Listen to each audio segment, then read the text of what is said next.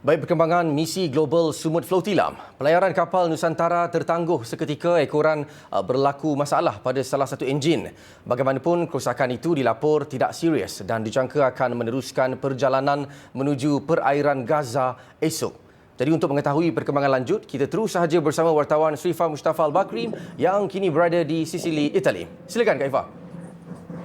Terima kasih Al-Musin. Global Sumut Flotilam kini menjadi perhatian dunia bukan sahaja keberaniannya mencabar Sekatan Laut Israel, tapi juga kerana ia mencerminkan solidariti global terhadap rakyat Palestin. Perkataan Sumut itu sendiri yang bermaksud keteguhan atau daya tahan dalam bahasa Arab dipilih sebagai simbol perjuangan rakyat Palestin untuk bertahan walaupun dalam keadaan pendudukan dan sekatan berterusan.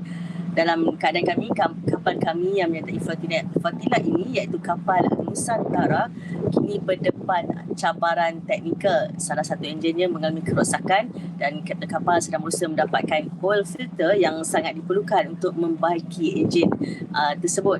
Usaha ini bagaimanapun menjadi lebih sukar kerana kebanyakan pembekal di pelabuhan berhampiran ialah hari Sabtu dan Ahad cuti sepanjang hujung minggu.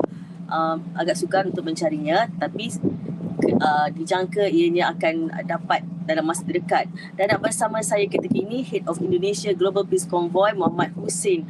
Hussein, bagaimana dengan permasalahan yang berlaku? Adakah ini menjejaskan kamu punya semangat untuk terus ke Gaza?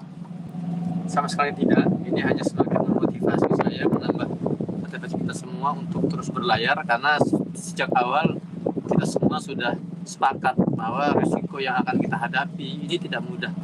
Kita sepakat bahwa apapun kondisi terburuk kondisi terteruk yang kita temukan di lapangan itu tidak mungkin bisa lebih teruk dari apa yang dialami oleh warga Gaza. Maka dari itu semua permasalahan, cabaran yang kita temukan, baik itu teknis maupun non teknis, itu malah semakin memompa semangat kita dan menambah motivasi kita untuk terus melanjutkan misi ini sampai selesai. Okey, misalnya kita adalah sebuah kapal, orang kata observer. Mereka kata kapal observer ini tidak mungkin masuk Gaza. Apa kata kamu? Bukan kata saya, tapi kata steering committee. Kemungkinan masuk Gaza tetap ada. Ya, kalau kapal-kapal lain bisa diperbolehkan dapat akses masuk Gaza, maka kita pun akan masuk Gaza.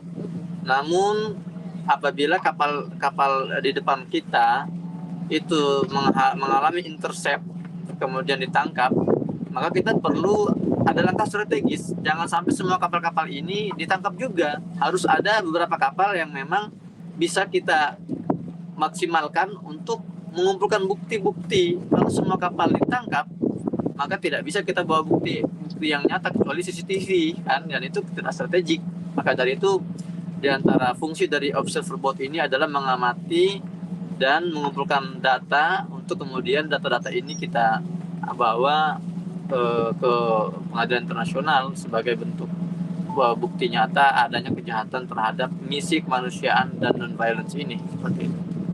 Dan hari ini dijangka United Kingdom mengumumkan mengiktiraf Palestin. Pengumuman berkenaan dijangka dibuat menjelang Perhimpunan Agung PBB, di mana kira-kira 10 negara lain termasuk rakan G7 Britain iaitu Perancis turut dijangka mengiktiraf negara Palestin. Adakah kamu yakin kali ini benar-benar Palestin itu diiktiraf? Pertama, kita harus pahami bahwa Britain, UK maupun Perancis ini adalah dua mitra utama Israel dalam genocide Gaza sejak awal. Keputusan mereka untuk mengakui Palestina bukanlah sesuatu yang luar biasa. Bahkan itu terlambat. Harusnya mereka mengakui sejak puluhan tahun yang lalu. Adapun keputusan mereka hari ini itu malah menimbulkan pertanyaan. Ya, saya yakin ini bukan karena ada faktor kemanusiaan di situ. Kalau memang para politisi UK, politisi Perancis ini memiliki rasa kemanusiaan, humanitarian feeling, sejak lama mereka akui Palestina. Namun kita lihat ini lebih ke political issue aja, karena mereka melihat tekanan terhadap Israel semakin besar. Mereka berusaha untuk make up wajah mereka agar tidak semakin rusak dengan bersama kerusakan Israel. Jadi kita tidak perlulah silau, tidak perlulah kita benar-benar mengglorify ini semua. Ini adalah hal yang basi, ya.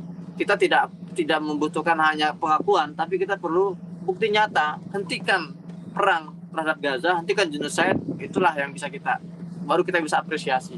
Bukankah tujuan utama sumut ini diadakan pada tarikh ini bagi membolehkan Palestin itu flotila ini betul-betul benar boleh dilakukan? Ya, gimana pertanyaan ulangi? Bukankah tujuan flotila ini dilayarkan pada tarikh ini supaya flotila ini benar-benar lancar ketika Palestin itu diiktiraf? Iya, kita begini.